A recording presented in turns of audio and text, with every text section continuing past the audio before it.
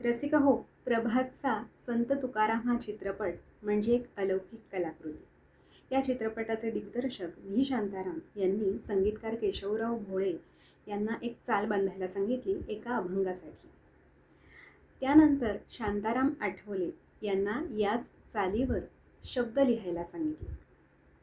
गीतकार असलेल्या शांताराम आठवले यांनी हे शब्द लिहित असताना तुकोबांचाच एक अभंग मनात ठेवला होता, शुद्ध बीजापोटी फळे रसाळ गोमट. आणि त्याच शैलीत लिहिता लिहिता अभंग साकार झाला.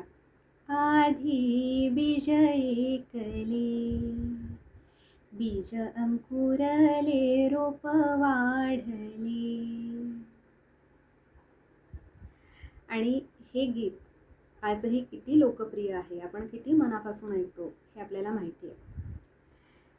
तुकारामांची भूमिका करणारे विष्णुपंत पागनीस यांनीच हे गीत गायलं, अभिनीत केलं आणि हे अजरामर झालेलं असं गीत. पण आजही अनेकांना हे शब्द संत तुकाराम महाराज यांचेच आहेत असं वाटतं.